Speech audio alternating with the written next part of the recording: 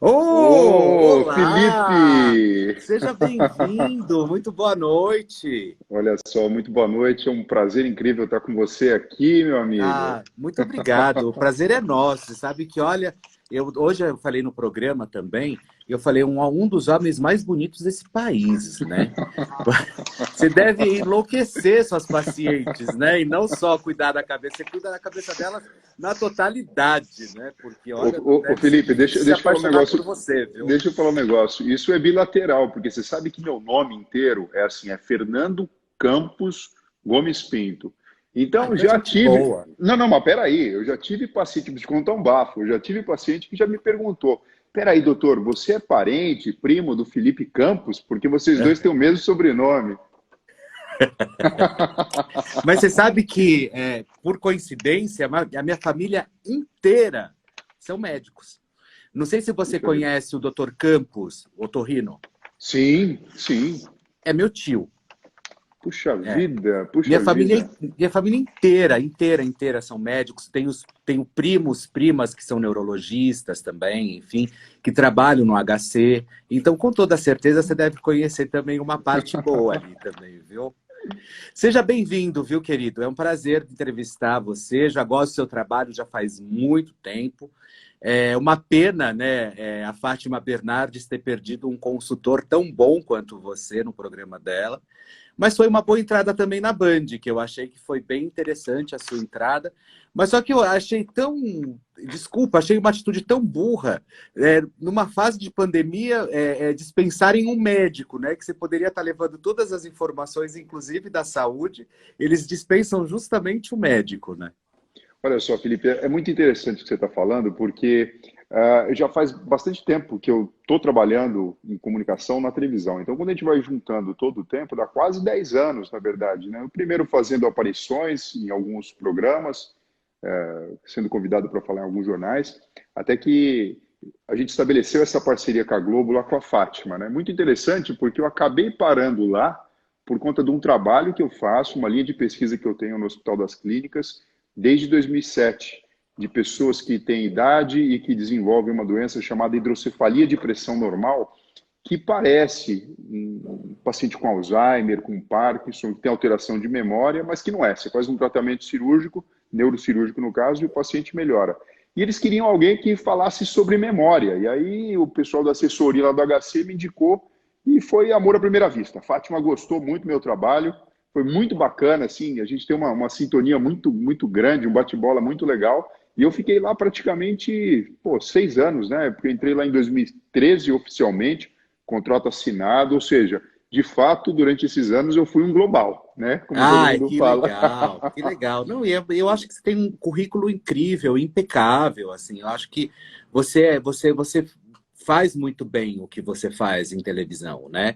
E isso, obviamente, que acabou migrando você lá para o Aqui na Band com a Silvia Isso, Popovic, isso. incrível, né? Que assim era um grupo ali muito bom, né? Dirigido ali pelo Vildomar Batista, que é um grande amigo que eu gosto muito do Vildomar, mas não concordei com a atitude, sabe? Porque eu acho que, principalmente nessa fase de pandemia, eu acho que tudo poderia ser feito um acordo, principalmente você que é médico, né, atuante, precisando levar informação todos os dias, aí, principalmente nessa fase aí de pandemia, de confinamento, quarentena, comportamento também, que é muita praia que você navega. Então, isso traz realmente um reflexo absurdo, ia ser um ganho para o programa. E de repente dispensar você, eu achei que era bobagem, assim. Mas você sabe, Dispensasse Felipe, que depois. mas você sabe, Felipe, que foi assim, ó, o desenho de tudo foi mais ou menos assim. Eu recebi o convite do Vilomar, da Bandeirantes, né, para esse programa, para aqui na Band, enfim, e comigo na Globo estava tudo certinho. Ah, só que o que me chamou a atenção, me fez brilhar os olhos em termos de comunicação, de falar, puxa vida, eu vou pedir demissão da Globo. Imagina, alguém que faça comunicação de saúde há tanto tempo com uma super apresentadora, de repente, você pode imaginar o dia, né? Assim, eu fui lá com o coração na mão conversar com ela. É. Mas eu falei, o que eu estou querendo fazer é dar um passo além, né? Eu entendo que comunicar saúde, trabalhar como consultor é algo muito importante, porque a gente, de fato, dá relevância para a pauta, traz conhecimento, né, eu dizendo, ó, pessoal, isso aí não tem nada a ver, olha, ó, presta atenção, isso aqui faz muito sentido, principalmente quando a gente pega a neurociência e explica o comportamento humano. Uhum. Enfim, isso faz muito sentido, né, para você divulgar para toda a população. Mas eu estava querendo algo mais, e veio aí um convite para falar, ó, Fernando, você, lógico que vai poder falar e vai ter livre-arbítrio total para comunicar a sua parte médica, mas a gente vai querer um pouquinho mais de você. Eu quero que você apresente um quadro. E eu falei, puxa vida, isso aí me interessa. Porque eu cheguei no momento, se chega no momento, você fala assim, não, tudo bem, já entendi como essa mecânica funciona, mas eu quero ter um contato mais direto com quem está em casa. Eu quero poder falar olhando para o telespectador, eu Aham. quero aprender a escutar um diretor falando ao mesmo tempo. Eu sempre achei um super desafio. Como que você pode manter uma conversa aqui, e de repente você recebendo um retorno, uma orientação, um toque, alguma coisa assim, e não perder o fio da meada, porque sua cara está ali, né? Eu sempre achei É. fantástico isso. E foi nessa vibe que eu aceitei o desafio e fui para a Band.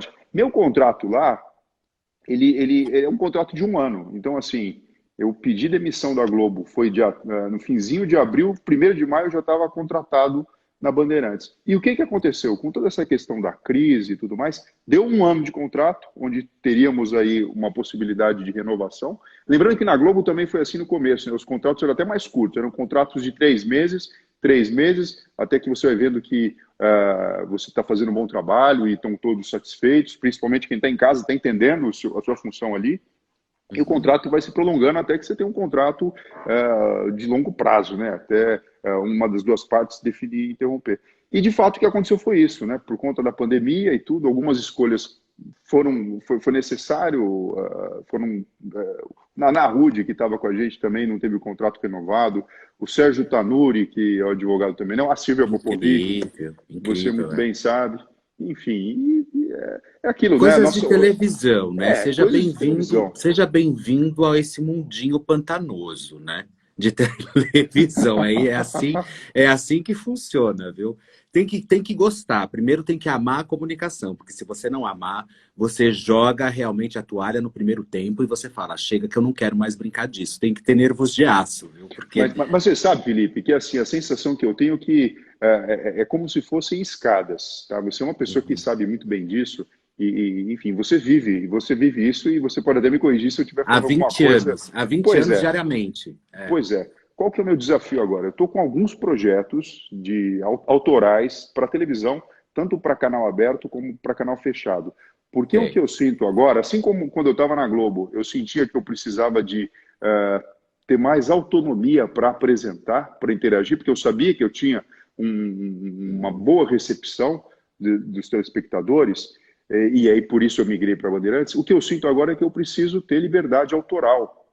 Não que eu tenha sido castrado ou cerceado, mas eu sinto que eu posso dar muito mais no sentido de mostrar meu intelecto, mostrar meu ponto de vista e me relacionar. A única forma de você conseguir fazer isso é você ter algo autoral, em que você se responsabilize do começo ao fim.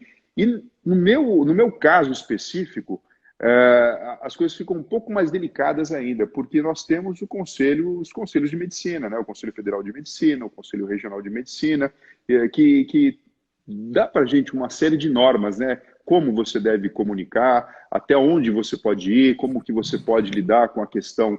A gente sabe que a televisão é onde os anunciantes, na verdade, acabam sendo quem viabilizam tudo, porque a televisão é muito caro, né? A gente assiste uma pessoa na telinha ali e não imagina que tem 100, 200, 300 pessoas para conseguir fazer um trabalho bonito, que tenha relevância, que seja esteticamente bacana, que tenha significado. Então, assim, o próximo passo agora é isso, é ter algo autoral, tanto para canal aberto como para canal fechado, porque Se eu é fosse isso que você, pulsa, né? eu faria um projeto da internet que ele já pudesse ir para um projeto só que já iria para os canais, entendeu? Você não precisaria fazer um projeto na internet, um projeto na televisão, um projeto, enfim, você faz um conteúdo só e você distribui, que eu acho que é muito mais interessante, assim, porque hoje em dia eu acho que essa convergência de mídia que nós temos, que é, vamos ser sinceros, a gente já vai entrar daqui a pouquinho em assunto de saúde, mas antes, eu vou terminar meu raciocínio, mas antes eu quero falar com o pessoal que está entrando aqui, Ana Lúcia, Heloísa, enfim, todos vocês. Litsa, how are you? How are you? Fine, thanks. And you? Vilma Magalhães, enfim, a Band agiu muito mal com você, então já estão comentando aqui, já estão se manifestando, e todo mundo dizendo aqui que você é lindo, que você é gato, que teve uma que falou assim que ela já curou até da catarata, depois que ela entrou aqui na live. Foi incrível, incrível. Doutor, eu vou te chamar de doutor para a gente. É óbvio que a gente suprir esse protocolo e eu acho interessantíssimo porque você estudou para isso também. Eu acho que a televisão ela vai ficar obsoleta, assim como o rádio ficou para a década de 50, com a chegada da televisão. Então, hoje, o que nós estamos fazendo, nós somos a nossa própria mídia. Nós somos a nossa mídia. Né? Então, a gente está ali, todo mundo numa vidraça, está todo mundo ali numa vitrine, aonde ganha quem tiver o melhor conteúdo, quem conseguir ganhar um público maior. Ou seja, eu acho que é uma história extremamente democrática, aonde você pode ou não, né, ter sucesso e vai depender muito do seu trabalho também, porque nós sabemos que tudo vai através do trabalho. E eu acho que você chegou de uma forma muito bacana na internet, não na internet, você chegou de uma forma muito bacana nos lares das donas de casa e realmente para quem você quer se comunicar. E eu acredito que nada mais justo realmente de você dar continuidade para esse trabalho. E essa sua autoralidade, se existe esse termo, eu acho que esse termo mais autoral você só vai conseguir realmente através da internet. Porque hoje em dia, assim, a televisão está muito louca, assim, sabe? Assim, eles estão muito comerciais. Então, por quê? Porque justamente as televisões estão sem grana. Essa é a verdade, né? Então, por quê? Porque se você tem eles estão querendo segmentar ainda mais uma história. Então, ou você realmente tem um embate muito forte na televisão e que isso atraia audiência e anúncio, ou você está fadado realmente a um insucesso, né? Agora, quando você já faz um projeto que realmente você distribui ele, aí eu tenho certeza que é um sucesso também. Você tem o teu canal no YouTube, você trabalha as suas redes sociais, você tem a televisão também que as pessoas podem acompanhar, ou é o programa de 1 hora, de meia hora, enfim, mas que elas possam acompanhar aquilo, sabe? Porque daí aquilo lá se torna e entra dentro de um pacote de mídia, não se torna só um pacote oficial, sabe, de televisão. Eu estou entendendo. O que você está dizendo é mais ou menos o seguinte: quando a gente abre, por exemplo, o site ali do Dr. Fernando, www.fernandoneuro.com.br. Então, ali tem um quadradinho em cima. Instagram, você tem um quadradinho Facebook, você tem um quadradinho LinkedIn, você tem um quadradinho YouTube, e a televisão seria um quadradinho a mais. Simplesmente isso. Simplesmente isso. Quer dizer, nada mais, nada menos do que isso. É uma plataforma que, enfim, ela tem uma abrangência, a gente ainda consegue segmentar um pouquinho, né, quando a gente fala televisão aberta ou canal fechado, né, em termos de público, mas, na verdade, é uma mídia como todas as demais. E daí você pode fazer, por exemplo, você ter o teu programa com cenário, com tudo direitinho, recebendo os seus convidados, tal, blá, blá, blá. Só que você grava para o teu canal do YouTube, e aí o que acontece? Na edição, se prepara vários cortes, então faz o formato para o YouTube, é o mesmo programa, faz o formato para o YouTube, faz o formato para o Instagram, faz o formato para a televisão também, entendeu? Então, porque hoje existe essa convergência, não tem como a gente fugir dela. E é óbvio também que tem toda essa questão agora do podcast, que eu acho que você também não pode ficar fora. Sim, sim, sim. Na verdade, o que eu estou entendendo é assim, em vez de ser um passo para frente, na verdade é um passo para trás muito mais forte. Porque a gente já faz isso, né? Todo mundo que fala na televisão, que participa da televisão, tem as suas redes sociais. Hoje em dia é praticamente inadmissível isso, né? Você já tem alguma mas uma coisa, doutor, quando você vai para a televisão, isso acaba sendo diluído porque existe uma coisa maior que te pega. Mas todo mundo acaba ali tendo a sua identidade, né? Mas diga, Mas você você ia falar. sabe que hoje tudo isso, assim, essa questão, como você falou, todo mundo tem suas redes sociais, mas nem todo mundo sabe trabalhá-las, né? Então, assim, às vezes a gente acha que a exposição ela vai atrair seguidor. Ok, ela atrai, mas como que você vai trabalhar esse teu público, né? Esse é o grande lance, assim, da internet, esse é o grande lance das redes sociais, que eu acho incrível. Para mim foi muito duro começar a trabalhar a rede social, porque eu sou jurássico, eu tenho 46 anos, você tem 40, né? Não, eu também sou um pouquinho menos jurássico, só. Eu tenho 45. Eu sou de, 45. eu sou de 20 de janeiro de mil novecentos e setenta Ah, e nós somos cinco. aquarianos. Eu sou do dia Aquarianos. 17 de fevereiro, é. Então você respeite os mais velhos, por favor. E aí, o que acontece é o seguinte: a gente, na verdade, o que está acontecendo? A gente vai, não é, eu acho que não voltar um passo para trás, mas o que a gente tem que saber fazer realmente é trabalhar esse público, trabalhar o nosso público, e não só simplesmente ficar esperando seguidores, entendeu? Que é o que o pessoal faz. O pessoal pega e fala assim. Eu tenho não sei quantos milhões de seguidores. Não, ok, mas você trabalha esse público da forma correta, sabe? Você tem realmente eu falo tudo isso justamente por quê? Porque eu fui atrás de uma agência, pedi para fazer um levantamento, pedi para fazer todo um perfil aí do meu trabalho, porque, como eu falei, eu comecei há 22 anos atrás. Né? Eu sou da época, imagina, que tapadeira era segurada com gente atrás, sabe? Onde televisão praticamente era muito complicado de você fazer televisão. Né? E hoje em dia não mais, olha cá, a gente está batendo papo aqui. Sim, Né? sim. Então, hoje em dia é tudo muito mais simples, muito mais fácil, e está todo mundo se comunicando. Apesar que eu acho que tem burros que deviam estar com a boca amarrada. Né? Mas eu acho que também, infelizmente, a internet dá voz para aqueles que não podiam ter, né? Mas faz parte, vale a pena e tem que seguir o ritmo do negócio. Bom, doutor Fernando, vamos lá. Você fez a barba Covid-19, tenho certeza, né? Total, total. Você sabe que eu já tive barba bem grande, há mais ou menos um ano e meio. Eu queria saber como que eu ficaria com uma barba bem grande. Não sei se você já viu alguma foto minha com Já barba, mas vi, já. barba lenhador, grandona mesmo. Não sei Mas qual dos dois é melhor, a melhor versão, com barba ou sem. Mas as duas estão ótimas. e você sabe que a última vez que eu deixei a barba dessa forma, eu acho que eu tinha 25 anos de idade, faz uns 20 anos atrás. Depois disso, cavanhaque, barba curta, depois um pouquinho mais longa. E aí veio essa questão toda do coronavírus, e eu falei: você quer saber? Se existe de fato uma questão de uma preocupação, imagina, né?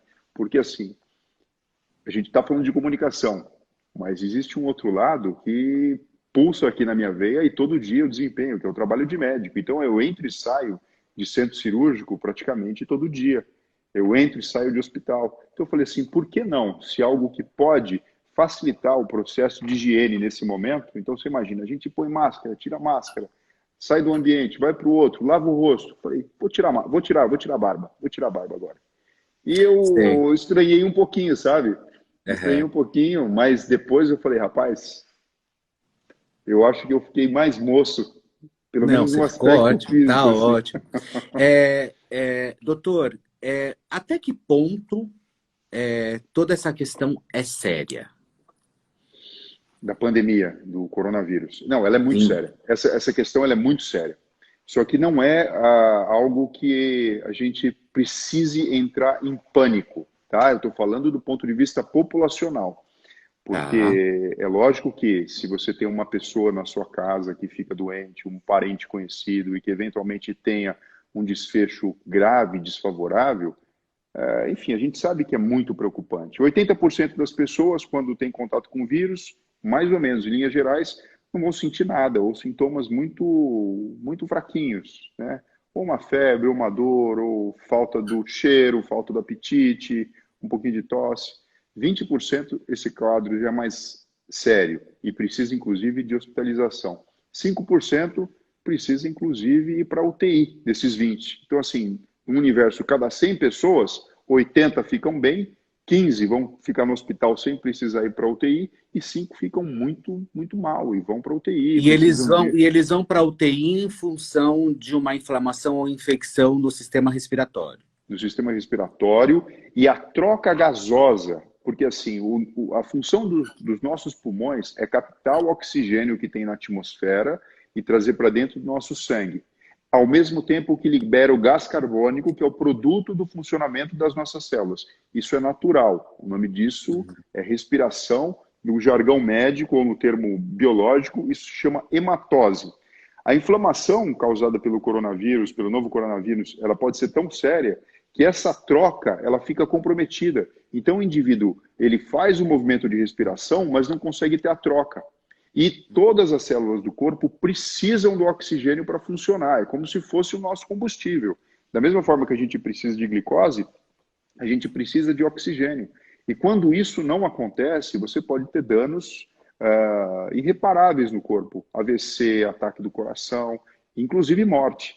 Por isso que antes de chegar num processo tão crítico e a pessoa morrer praticamente afogada no seco, ou afogada na sua própria, sufocada na sua própria inflamação, a medicina oferece um suporte ventilatório, que seria uma intubação orotraqueal, que é um tubo que entra pela boca e faz o caminho da traqueia em direção aos pulmões, e com um ventilador, que é uma máquina especializada para isso, você oferece oxigênio, uma determinada pressão, em determinada característica, para permitir que partes daquele pulmão que estão viáveis possam continuar fazendo a troca. E aí você coloca o paciente numa situação de sedação em que ele vai ficar num metabolismo que a gente chama basal, para gastar o mínimo de energia possível, enquanto aquela inflamação não melhora. Só que esse processo, o que preocupa, né? Por que a gente fala, gente, precisamos se preocupar com o achatamento da curva para não ter muita pessoa com isso ao mesmo tempo? Porque não é assim, Felipe. A pessoa ficou ruim, aí começou a não conseguir ter essa troca gasosa, coloca o tubo e um dia ela fica bem. Não, é um processo arrastado. Às vezes 2, 3 semanas a pessoa precisa ficar naquela situação com cuidados intensivos. E a preocupação é a seguinte, se todo mundo precisar disso, apesar de ser 5% só em termos de porcentagem, mas se muitas pessoas tiverem a doença e precisarem, vai ser um número muito grande e que não vai haver, então, não haveria possibilidade de atender a todos, né, da forma mais correta possível. Lembrando que, mesmo atendendo, mesmo que a pessoa tenha toda a possibilidade, vamos imaginar, ela teve um quadro super grave e teve acesso a todos os recursos possíveis. E isso não é garantia de que a pessoa vai sair com vida ou que vai sair bem. É isso que a gente precisa deixar claro, na verdade, né? E todos estão perguntando aqui muito se todos sabem intubar. É só médico que faz a intubação ou precisa também ou enfermeiros, assistentes, enfim? Como assim, que é isso? Geralmente é um procedimento em que você... quem vai fazer a intubação mesmo é uma pessoa. Só que ela tem a ajuda de outras pessoas à sua volta, né? Dentre todas as pessoas, todas as especialidades, eu diria para você, todo médico, durante a sua formação, de alguma forma aprendeu a realizar esse processo de intubação orotraqueal. Isso é um fato. Mas quando você pega, principalmente, e aí com maestria mesmo, os anestesistas e os médicos que trabalham em terapia intensiva, eles estão habilitados a fazer isso de uma forma muito corriqueira e muito excelente. É a rotina, né? É o dia a dia, é o dia a dia. O anestesista fala bom dia para o paciente, conversa, avalia se pode anestesiar e acabou. Em determinado momento ele vai ter que intubar o paciente e tirar o tubo do paciente. Então, assim, e os caras têm a mão para fazer isso. É lógico que se você for treinado e tiver que fazer esse procedimento, você vai aprender e você vai conseguir realizar. Agora, é como fazer uma cirurgia, né? Não tem como você comparar. O indivíduo faz isso 50 vezes na semana contra uma pessoa que fez isso há 10 anos atrás. Não tem jeito. Pelo menos quem fez uma vez tem noção ali de como acertar. Mas um indivíduo que faz isso 50 vezes na semana, ele está muito mais habilitado. Então, você tocou num ponto importante. Não é só ter acesso ao aparelho. Você precisa ter a pessoa ali com formação para conseguir instalar o aparelho. E digo mais, a gente precisa do trabalho, e eu acho curioso porque a gente fala muito pouco sobre eles são verdadeiros heróis, do pessoal da fisioterapia. A enfermagem nem se fala, né? Tudo só Claro, acontece claro, porque existe enfermagem. claro. Isso é um fato. Mas a fisioterapia tem um papel fundamental em todo o cuidado, porque você não deixa o paciente lá só com o tubo e liga o aparelho e vai embora. Não, você precisa, existem manobras, existem cuidados especiais, e a fisioterapia respiratória, ela é fundamental. Você sabe que dos doentes graves neurológicos, nem falando de coronavírus, que precisam ficar entubados e precisam ficar numa UTI por muito tempo, os profissionais que são responsáveis por essa transição com maestria são justamente os fisioterapeutas. E até porque a UTI, ela é um local muito humanizado, né? Então, assim, você está ali vulnerável e você sabe que você está na mão de outras pessoas. Então, ali, eu acho que eles têm um trabalho extremamente competente. Agora, neurologicamente, existe algum dano realmente? A pessoa sai completamente sã do coronavírus ou ainda existe algum resquício neurológico? Porque muito se falou disso quando começou a pandemia. Felipe, existem duas situações. Só de você imaginar que uma pessoa vai ficar entubada ali sob cuidados intensivos por um período prolongado, por mais de 7, 10 dias, existe sim, durante todo esse período, apesar de controlado, um risco de ter alterações neurológicas ou cerebrais, mesmo que sejam temporárias, e o indivíduo depois de algum tempo venha a se recuperar. Agora, além disso, existem indícios de que há um risco maior do indivíduo desenvolver pequenos trombos, como se fossem coágulos, e com isso apresentar maior risco de acidente vascular cerebral, o AVC. Tá? Uhum. E, além disso, nós temos dois nervos que representam uma porta de entrada para o sistema nervoso central. Então, o nervo fatório e o nervo trigêmeo, que dá para a gente a sensibilidade do rosto. Então, já tem trabalho científico mostrando caminhos possíveis e que o vírus ele pode chegar, assim, direto no sistema nervoso, assim como ele chega no coração também. Então, existe a doença cardíaca pelo coronavírus, não simplesmente por comprometimento da artéria. Existe um tropismo do vírus por aqui. Mas, assim como também do rim, tem muito paciente que está fazendo hemodiálise. Todo mundo só fala da intubação orotraqueal, mas os rins também, se ficam acometidos e deixam de funcionar, o indivíduo entra em insuficiência renal Eu e acho precisa de que hemodiálise. é entubamento, né? O entubamento aerotraqueal, é isso que chama? Intubação Intubação, orotraqueal. aerotraqueal. É, é, todo mundo fala disso como fala da cloroquina, né? Impressionante isso, né? Porque a cloroquina, ela é irmã da intubação, porque só se fala disso, né? Não se fala das questões dos rins, não se fala das avaliações neurológicas, não se fala de outros procedimentos também, ou que as pessoas foram acometidas por algum, ou que elas saíram bem. Enfim, eu acho que a informação, ela está muito desviada dessa história, sabe? Até que ponto, doutora Adriana Camargo está perguntando, até que ponto você é a favor do isolamento? Assim, olha, o isolamento ele é uma estratégia não medicamentosa que sempre foi utilizado, né, na história acho que do ser humano mesmo, porque é Das meio grandes natural. pandemias, né? Faz parte do comportamento humano. Você imagina, vamos pensar. Um animal, vamos pegar um grande primata, tá? Um gorila, um chimpanzé ou um orangotango. Vamos supor, tá, que de repente existe um vírus semelhante ao coronavírus que acometa esse animal. Ele está doente, ele não está se sentindo bem.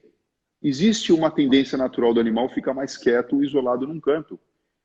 E o grupo não vai ficar ali do ladinho dele. Os mais próximos podem ajudar, mas naturalmente a natureza faz isso com você. E o grupo entende isso. Quando a gente vai para a raça humana, para a espécie humana, em que existe toda a questão do discernimento aqui nos lobos frontais, a questão da comunicação, nós já percebemos, quando existem as pandemias, que a pessoa que está doente, se ela fica mais isolada, a chance de você pegar aquela doença diminui. Então dizem que, na verdade, né, o termo quarentena vem da Itália de quarenta giorno, né, que era quando chegavam os navios com a peste, eles já perceberam que era melhor deixar o navio ali atracado 40 dias antes de deixar todo mundo sair. Então isso é uma estratégia universal e faz muito sentido, né? Você imaginar um monte de ratinho dentro de uma gaiola e um está doente, se você deixa um separado, é de se esperar que os outros não peguem também. Então, assim, é uma estratégia que faz sentido, né?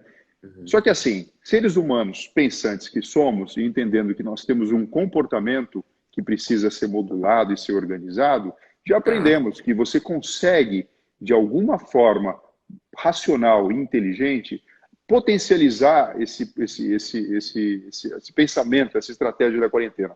Como? Felipe, a gente já não cumprimenta uns aos outros como a gente fazia antes. Então, beijo no rosto, que é uma coisa normal da gente que é brasileiro, ninguém Comum, mais dá. principalmente aqui no ocidental, né? Ninguém faz mais. Aperto de mão, um abraço caloroso, ninguém faz mais. Até a tosse, o pessoal já aprendeu que é melhor dobrar o braço e tossir para baixo, ou espirrar. Lembrando Você que acha que culturalmente foi importante? culturalmente foi importante. Foi importante. Até quando a gente coloca máscara, hoje você sai na rua, tá todo mundo de máscara. Lembrando que essa máscara que você coloca feita em casa, você pode ter a sensação que você está se protegendo. Você até está, mas é indireto. Essa proteção é muito mais para você não eliminar gotículas de saliva, quer seja quando você fala, quando você espirra ou tosse, para o ambiente, do que de fato você não receber esse aerosol para dentro do seu corpo. Ok? Então a gente está botando em prática aí o cuidar um dos outros, né? Agora, você imagina o seguinte, pensando a longo prazo, na real, a expectativa é que uma vacina esteja viável, de verdade mesmo, para ser aplicada, possivelmente no final de 2021. Tá? Junto com tudo isso, nós temos uma questão de necessidade de trabalhar para produzir, inclusive, meios e recursos para sustentar a saúde para toda a população. Então, quando você fala em isolamento, então tudo bem, vamos fazer um isolamento agressivo, como foi feito em alguns países, como por exemplo Nova Zelândia, bem no comecinho. A gente viu que de alguma forma funcionou. Mas quando você pega os outros países que já tiveram casos, como por exemplo a Itália, a Espanha, esse conceito do isolamento radical, se tivesse funcionado, não teria aquela curva crescente, apesar dos italianos estarem dentro de casa a todo momento. Isso é uma discussão que a gente só vai ter resposta, Felipe, daqui a alguns anos, quando a gente olhar para trás. Porque a grande preocupação... Esse vírus, ele é mutável ou ainda não tem essa informação?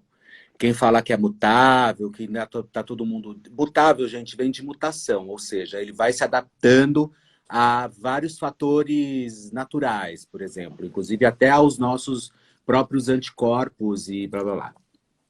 Provavelmente sim, como todos os outros vírus, como a gente pega, por exemplo, os vírus da gripe e coisas assim. É natural, principalmente em larga escala. O que eu posso dizer para você, que conversando com pessoas que trabalham com vacina, o que já foi dito, e acaba sendo, na verdade, uma grande fake news, ou um mito, sei lá como é que a gente pode chamar isso, não foi um vírus construído em laboratório, porque quando fizeram o sequenciamento genético, quando você tem uma... né? Que história boba essa, né? Isso. Mas não foi. Porque quando você faz o sequenciamento genético, existem técnicas que você consegue perceber se as fitas do material genético foram recortadas e colocadas.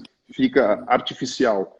E quem entende disso e trabalha exatamente com isso, nessa área do conhecimento, já nos disse que não há indícios disso. Talvez, sim, a origem tenha toda aquela relação de uma alimentação feita de ser humano com animal silvestre, coisa que, enfim... acaba cruzando informações e transitando aí o vírus, né? Mas que foi algo feito, por exemplo, num laboratório, soltado de propósito com uma arma química, biológica de alta performance, né, para o mal, na verdade não faz sentido. Então isso deixa a gente um pouco mais tranquilo, né?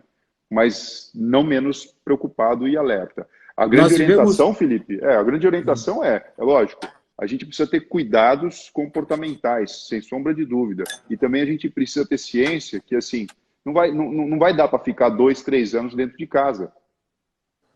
Né? Pelo amor de Deus, né, não dá. Porque, assim, a conta não fecha. É nesse contexto que vem a questão até da cloroquina, sabe? Sim, você fala assim... Doutor, há 10 anos atrás, 10 anos, nós passamos por algo semelhante, que foi a chegada da gripe suína, do H1N1, né? O Covid-19 tem a mesma capacidade fatal, vamos dizer assim, também do H1N1, não tem? Tem. Praticamente são irmãos, são primos, são... Eu diria que, do ponto de vista de manifestação de doenças, são primos, são muito parecidos. A forma de transmissão. Agora, uma coisa curiosa, né? Você pega essa pandemia anterior que você disse, essa grande epidemia que houve, os orientais usavam máscara e a gente achava aquilo, no mínimo, curioso, né? E a gente não imaginava aqui a gente utilizando isso como hábito. A gente nunca Uhum. entendeu direito, falava, puxa, por que eles estão fazendo isso? Ele está querendo se proteger ou ele está gripado e está doente e não quer passar para outra pessoa? E Ou hoje é em dia mau isso hálito, né? ou é mau hálito, vai saber por causa daquelas comidas malucas lá que eles É, comem. pois é. Então, mas hoje em dia, assim, eu acho que um aspecto interessante que a gente vai levar daqui para frente é o seguinte, pô, você está gripado, você está resfriado, depois que passar isso tudo, vai ser uma questão de etiqueta. É lógico que você vai colocar máscara por respeito às outras pessoas, porque a gente está percebendo que se por um lado existe toda essa preocupação do coronavírus, por outro lado, doenças que antes se manifestavam em grande número, doenças respiratórias, infecciosas também, até em crianças, elas diminuíram o número, porque as crianças diminuíram o trânsito. Os indivíduos pararam de transitar e começaram a tomar cuidado. Então, assim, é normal agora lavar a mão. Não que não fosse antes, mas assim, a gente está lavando com mais frequência. Então, esse comportamento, ele veio de uma forma contundente para ensinar a nossa geração e a gente, com certeza, vai ensinar as próximas gerações com mais força, isso ao redor do mundo. Doutor, você vive em centro cirúrgico todos os dias, né? Você é cirurgião, né? De crânio, de cérebro, ou seja, né? É uma corrida contra o tempo todos os dias, né? A gente precisa de muita organização, muito preparo emocional e principalmente muita disciplina, né? Você imagina, para você formar um neurocirurgião, o indivíduo tem que frequentar 6 anos na faculdade de medicina, depois mais 5 anos de residência de neurologia e neurocirurgia, e você acaba percebendo, quando acaba a sua formação, que você só está no começo da sua carreira. Porque você pode imaginar, Felipe, cirurgias que eu aprendi a realizar ali quando eu terminei a residência, eu estou falando isso aí, eu me formei em 1997, né? A residência são 97, em isso. 97 eu me formei. Em 2002 eu terminei a minha residência em neurologia e neurocirurgia. Então estamos falando o quê aí? De 18 anos, praticamente, né? Estudando. Estudando, porque muitas coisas mudaram. Então, novos procedimentos são feitos hoje em dia. É lógico que assim a base de tudo, os princípios continuam o mesmo, né? Mas Uhum. muita coisa mudou. Então, assim, você está estudando todo dia. E você está aprendendo a fazer coisas novas todos os dias, dentro das normativas óbvias da medicina e do progresso da cirurgia. Agora, todo dia entrar no centro cirúrgico é um ritual. É como eu costumo dizer, o centro cirúrgico é um santuário. Não é qualquer pessoa que entra ali dentro, e ali dentro acontecem coisas que são assim maravilhosas para quem gosta de biologia, para quem gosta de medicina. E quem tem acesso ali? É enfermeiro, é médico, é o pessoal da limpeza e não tem muito mais acesso para muitas outras pessoas. O máximo que a população vê isso são nas séries, nos filmes, né, É, e tudo mais. E acaba sendo um trabalho realmente assim muito especial, porque você pega as pessoas, elas entregam o corpo, entregam o que tem de mais precioso na vida, que nada mais é do que a sua a própria própria vida, essência, né? a própria vida, para você tomar conta. Então, assim, com muito delicadeza, muito respeito, você precisa fazer esse trabalho e voltar, e ao mesmo tempo ter uma vida normal, né? Ô, Felipe, imagina o seguinte: tinha dia que eu entrava ali num Projac, mandava ver ali na Globo, entendeu? Então, uau, Saía. câmera, ação, saía, pegava o avião, vinha para São Paulo, um monte de fotos, selfie no meio do caminho, e vinha entrar dentro do centro cirúrgico, e os focos e os holofotes eram outros. Então, assim, a gente precisa ter uma chavinha de liga, desliga, para estar sempre conectado com aquilo que é o maior bem de todas as pessoas, que é a vida. Mas só os aquarianos conseguem isso. Aí, olha só, a, a- alguns amigos, eles comentam comigo assim, geralmente, porque o fulano vai passar por uma cirurgia, reza, né? Porque eu acho que existem muitas lendas dentro da medicina, né? Se vai para lá, cuidado que pode morrer, sabe? Não sei o quê, enfim, né? Se a pessoa não tiver, sabe, Enfim, tem várias lendas. Eu sempre pensei da seguinte forma: a minha rotina é levantar cedo, fazer reunião de pauta, bater o que vai acontecer, quais são os assuntos mais comentados do dia, e ir para frente do vídeo e tal, enfim, fazer o negócio acontecer. O médico é a mesma coisa. Então está na rotina da pessoa. Então você não vai ser o experimento, você não é a cobaia dele, entendeu? Faz mais uma parte de um índice, como no seu caso, que é o hospital público, também é mais um índice de uma pessoa sendo operada ali, e isso vai ser satisfatório ou não, dependendo do profissional que está te acompanhando. Então, não adianta a gente colocar, estou muito preocupada, não vou dormir, porque é cirurgia e tal. Gente, relaxa. Relaxa que é a rotina do cara, é a rotina de quem vai te operar, entendeu? Agora, deixa eu te contar um segredo. E tá todo mundo assistindo aqui, então é bem legal, porque eu gosto de E nossa dividir live está isso. bombando. Eu estou vendo aqui que o número está alto. Mas olha só, eu gosto de contar isso aqui, porque, como eu disse para você, né, o centro cirúrgico é um santuário. Então, ali a gente entra, ali a gente realiza trabalho em equipe, é multidisciplinar. Então, assim, existe toda uma organização. O que eu noto, e você pode perguntar isso para qualquer colega cirurgião, a família, o jeito que o paciente se entrega para você, se a família tem uma conexão com uma força superior, podemos falar Deus, força da natureza, o que quer que seja, reflete na forma de todo o processo. Você é agnóstico? Não, eu acredito em Deus. Eu acredito em Ah, Deus. tá. E eu falo para você, toda vez que eu entro numa cirurgia, eu rezo, eu faço minha orientação, minha oração, eu me conecto com Deus. Eu já imagino a cirurgia de trás para frente, eu já imagino feita, eu praticamente tirando as luvas, sabe? E eu penso assim, eu mentalizo, eu falo, olha, me faça um instrumento aqui. É lógico, né? A gente estuda para fazer isso e tudo. Mas Claro. você pode entrar tecnicamente ou então entender aquele momento. E sempre que eu posso, e eu falo isso, e a família me dá abertura, eu falo, olha, enquanto vocês estão na sala de espera, porque é muito angustiante, sabe? Eu opero idosos e opero muito bebezinho, de uma doença chamada cranioestenose. E é muito angustiante para a família deixar um bebê para fazer uma cirurgia na cabeça, bebê esse que tem 4, 5, 6 meses. Eu entendo Sei. isso. Rapaz, eu tenho Claro. 4 filhos. Não sei se você sabe, eu É, tenho 4 filhos. Então, eu claro. entendo, eu entendo Agora que você tirou a barba, vai fazer mais uns 3. Não, 4 tá bom já. Eu brinco, eu falo, é o quarteto fantástico. Tá bom já, Felipe. Tá ótimo, né? E aí eu chego para a família e falo o seguinte, gente, nesse momento que vocês estiverem aqui, vamos combinar assim, ó. De tempos em tempos eu vou pedir para a enfermeira passar informação para vocês como está a cirurgia. Mas de qualquer forma, o tempo esperado é mais ou menos esse, então eu falo 3, 4 horas, dependendo do tipo de cirurgia que for.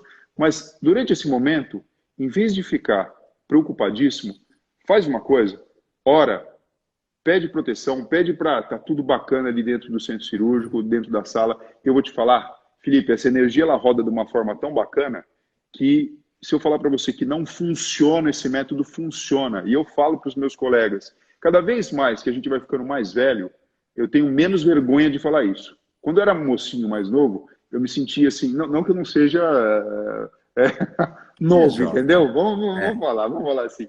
Mas assim, quando eu era mais novo, eu até tinha vergonha. Como é que eu vou chegar para um chefe e falar, pô, chefe, vamos dar uma risada aí, porque faz parte do processo. Você não pode É. falar. Mas conforme você vai ficando mais velho, tipo, hoje eu ensino pessoas a operar. Eu tenho meus residentes. O residente que Verdade. está comigo agora é o Gustavo Lordello, excelente residente. Eu falo para os caras, pô, vamos pensar positivo aí, vamos para frente.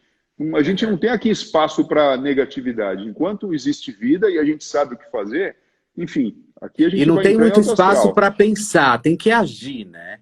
Tem que agir, tem que agir, É, tem tem que que agir. agir, né? Olha, primeiro a Tereza Guimarães também entrou aqui na live e ela está perguntando se você opera com música, que é lindo isso no centro cirúrgico. Olha, eu opero com música, eu opero sem música, eu opero conversando, eu opero em silêncio, mas a forma que eu mais gosto de operar, na verdade, é quando eu estou em sintonia com toda a equipe e a gente conversa. Então, eu tenho uma instrumentadora que me acompanha sempre, que é a Cecília Vergueiro. Eu tenho um auxiliar que trabalha comigo, que é o neurocirurgião, que é o Rodolfo Casimiro Reis, que estão sempre junto comigo. Existem diversas pessoas que fazem anestesia, mas tem a Josi, que é uma anestesista bem bacana, que está sempre nas cirurgias que a gente faz, principalmente em adultos. Então, quando a gente está ali, funciona como uma família mesmo, sabe? Então, Uhum, assim, uhum. tem música? Tem música. O pessoal antigamente fazia isso, colocava música clássica e não podia falar nada na sala, né? Hoje Entendi. em dia, sim, a gente bota um sonzinho ali, bota uma música Põe a e Anitta, vai. tá tudo certo. Põe a Anitta, né? Se todo mundo tiver dentro Do barato. da vibe positiva e do barato, por que não? Pode colocar Anitta, não tem Entendi. problema. Olha, a Maria Paula 10 está dizendo o seguinte: como o doutor acredita que seria a melhor estratégia para a retomada do isolamento? O Felipe, essa pergunta dela é fantástica, porque eu tenho criticado, mas uma crítica construtiva, tá? A imprensa de forma geral. Porque eu entendo a necessidade da gente passar a informação da seriedade do momento. Só que, no inconsciente coletivo, o que eu noto, tá? Como neurocientista, como pessoa que observa o comportamento humano, e eu converso muito com as pessoas, é que existe a construção de um mito de que vai existir um dia que vão tocar um sininho e as pessoas vão sair para a rua e a gente vai estar fazendo tudo como fazíamos anteriormente. Teve até recentemente um vídeo que circulou aí nas redes sociais mostrando, olha, a pandemia, o lockdown acabou em Milão e o pessoal saiu na rua dançando e faixas. Gente, talvez isso não aconteça. Então a gente precisa fazer a comunicação correta. Talvez a gente está vendo na China os relatos de uma segunda onda. Imagina que a gente não consiga nunca ter essa onda, ela nunca vai acabar. E a gente vai ficar sempre indo e vindo, indo e vindo. Isso pode acontecer. Então, a gente precisa se preparar como? É agora, é hoje. Não vai dar para ficar, não vai dar para ficar, não vai dar para ficar parado dentro de casa. A realidade é essa. Né? Doutor, vai para o Ministério da Saúde, vai lá para o Ministério da Saúde, faz seu trabalho lá, porque é incrível. Não, porque senão, na verdade, assim, a gente, aqui eu acho que tá, principalmente no Brasil, está muito rachada a história, né? Então, politicamente, saúde, política, enfim, está todo mundo fazendo campanha, porque sabe que não vai ter campanha mesmo, então eles já estão aproveitando a onda também para fazer campanha.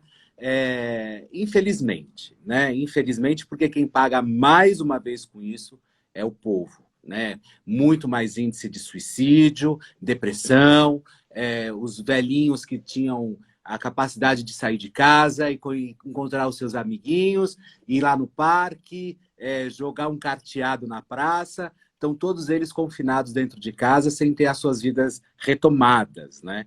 E eu acho isso muito sério, muito sério, muito sério. Mas você sabe, Felipe, indo, se eu recebesse um convite, alguma coisa séria mesmo, para assumir, por exemplo, uma pasta ou alguma coisa assim pública, eu iria com o coração aberto, sabia?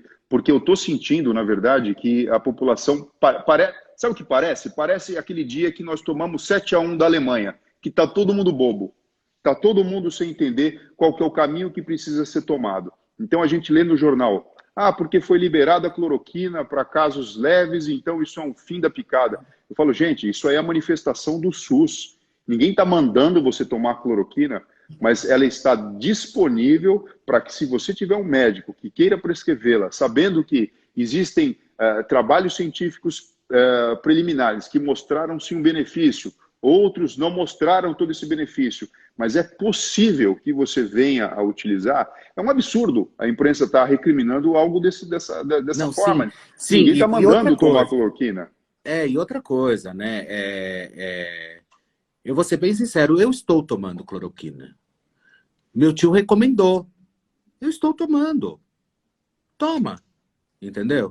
E tá tudo certo. Eu fiz o meu teste, deu negativo, tá? Então, assim, estou fazendo todo o critério de isolamento também, porque eu acho que, não por mim, mas muito mais pelos outros, né? Mas, para mim, essa história está muito mal contada. E ela ficou mais mal contada ainda quando a Secretaria de Saúde do Estado de São Paulo pediu para os hospitais pararem de passar para a imprensa os dados de infectados. Ou seja, você não passa absolutamente mais nada. A assessoria de imprensa não tem mais o poder de passar para a imprensa os dados de infectados. Passa tudo para a Secretaria do Estado de Saúde de São Paulo e a Secretaria de Saúde informa toda a imprensa os índices, aí manobra da forma como quer, que nós sabemos como funciona. Os casos, eu tive acesso à informação que os casos que estão sendo divulgados são acumulativos, então, quer dizer, não é uma história que está sendo completamente transparente, sabe? Existe uma manipulação aí, um joguete desnecessário, principalmente no nosso país. Se a gente estivesse num patamar aí, não indo para um quinto mundo, por exemplo, eu acho que a gente poderia até nos dar o luxo de talvez tentar entender, porque a economia é bacana, girando, enfim, ok. Mas num país como o Brasil, agir dessa forma, num país que está indo para o ralo, sabe?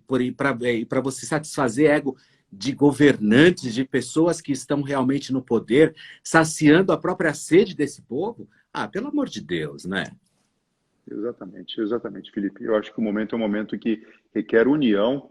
E olha, você sabe que quando as pessoas começam a se destacar na medicina, o que acontece? Elas recebem convites, elas vão trabalhar em hospitais fantásticos no exterior, então Estados Unidos, Europa, e ficam felizes. É um momento em que a gente precisa pegar os nossos cérebros pensantes em relação a essa questão de saúde e, de fato, de uma forma organizada, atuarmos. É lógico que é uma questão que envolve toda a parte política para a própria realização do trabalho do SUS, que precisa essa organização, né, da União, do Estado e dos municípios. Mas não é momento para esse, como você muito bem disse, para a gente ficar rachado, perdido, desgovernado em relação a isso. A gente precisa estar junto.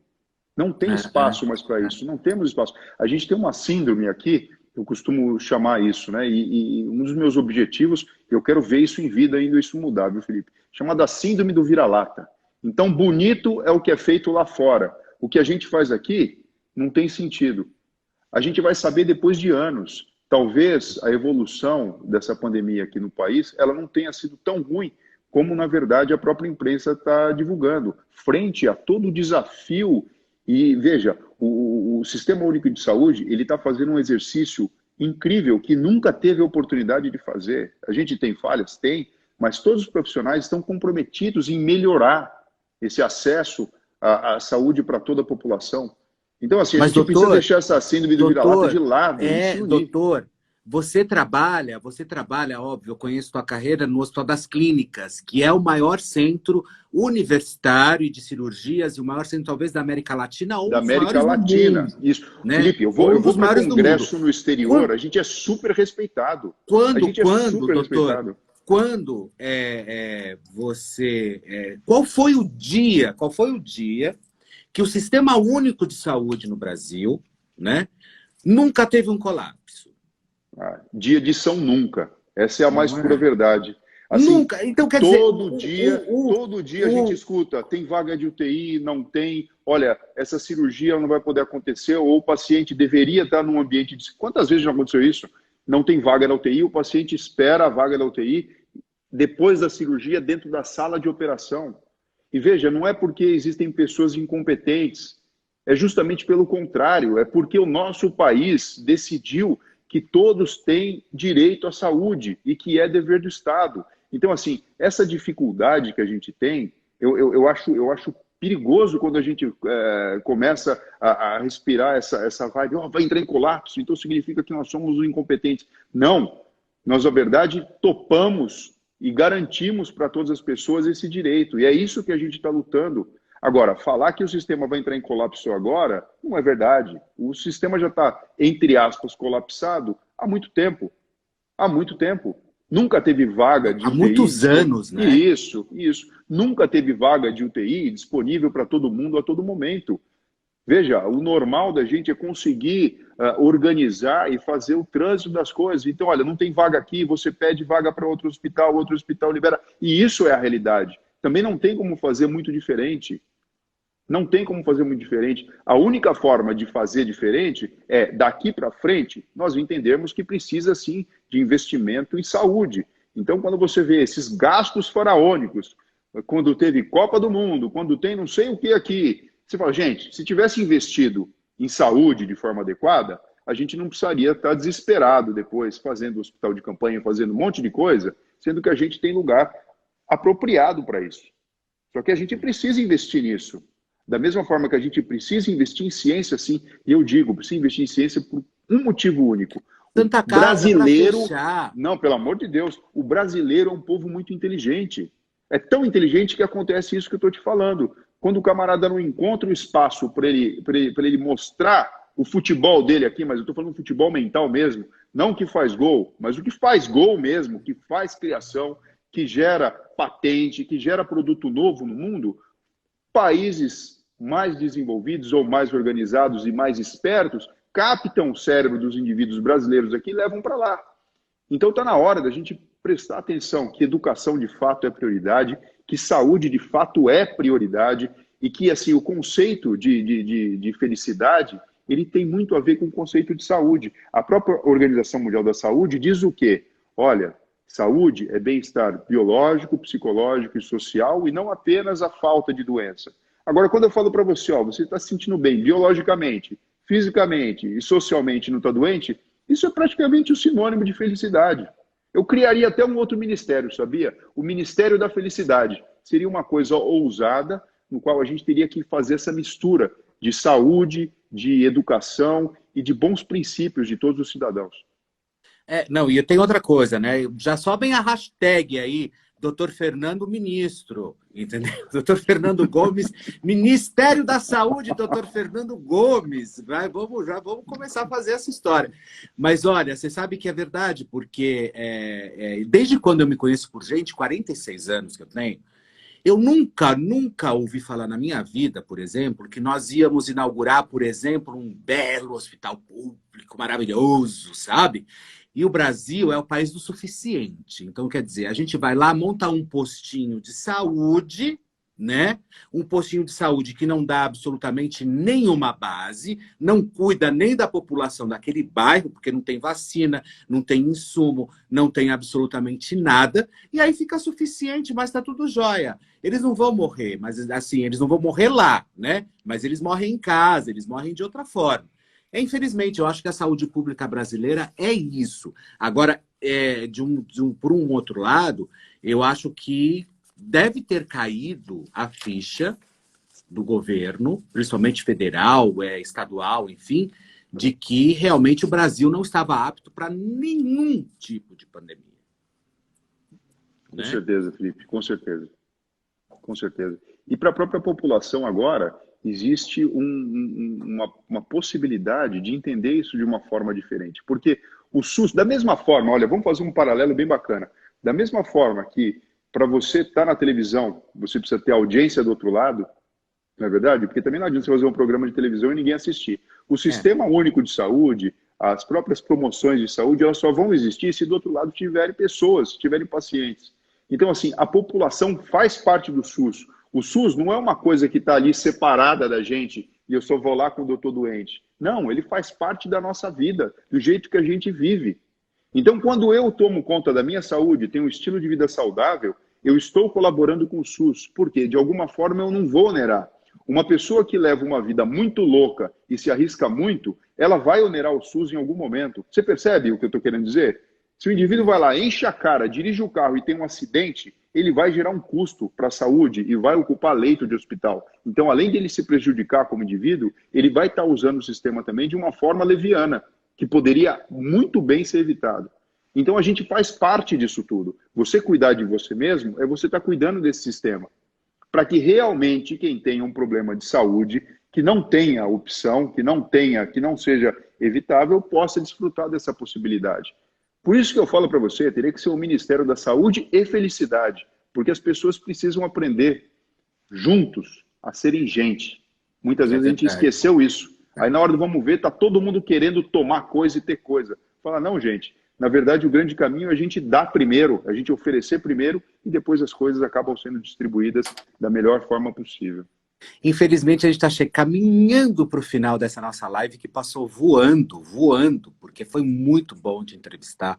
Nossa audiência foi incrível, nós chegamos a mais de 1000 pessoas aqui, então, com mais visualizações, eu acho que deve ter batido umas 30 mil assistiram, com toda certeza. Doutor, você é mais médico ou mais apresentador de televisão? Ai, Felipe, eu acho que eu sou os dois, sabe? Chega um momento em que a gente acaba fazendo as coisas de uma forma tão natural que eu não consigo mais me separar, me ver separado, sabe? Eu acho que assim, a comunicação ela faz parte do meu dia a dia de uma forma que eu faço a medicina quando eu estou na televisão, porque muitas vezes quando você dá uma orientação, isso tem um poder de reverberação tão grande que você fala, putz, eu tô aqui fazendo um ato médico. E da mesma forma, quando eu venho para dentro de um procedimento cirúrgico, de uma consulta, e consigo, na verdade, trazer aquela informação e fazer aquele atendimento tete a tete com uma pessoa, eu também percebo que o meu lado apresentador está influenciando também. Então eu já não consigo mais separar. O Fernando é uma coisa só. É o doutor apresentador, pronto, né? Doutor, eu quero falar com você depois no direct, tá bom? Me chama para a gente continuar batendo um papo, que eu quero conversar com você. Perfeito, combinadíssimo, Tá bom? Felipe. Muito obrigado, viu? Olha, doutor, muito obrigado por você ceder esse seu maravilhoso tempo. Eu sei que também está corrido para você. Você tem alguma dica, alguma manifestação aí justamente para o nosso público? Não? A minha maior dica é o seguinte, pessoal, vamos prestar atenção e gerenciar os nossos pensamentos e a entrada de informação dentro da nossa cabeça. A gente sabe que a saúde mental, ela é acometida em situações como essa. Então, existe um risco maior de ansiedade, de depressão, de insônia e de estresse. Então, assim, gerenciar os pensamentos, prestar atenção nas suas próprias necessidades individuais, fazer coisas boas, como, por exemplo, meditar, exercício de respiração, até mesmo a prática da oração, o cuidado com a alimentação, com dormir, com descansar, são fundamentais para a nossa imunidade, tá show, e a gente evitar qualquer problema mais grave relacionado ao coronavírus. Doutor, muito obrigado, viu? Muito obrigado, e pode aguardar que a gente vai fazer uma próxima live. É isso aí, combinado, Felipe. Tá bom? Obrigadão. Tchau, valeu. Beijo, tchau.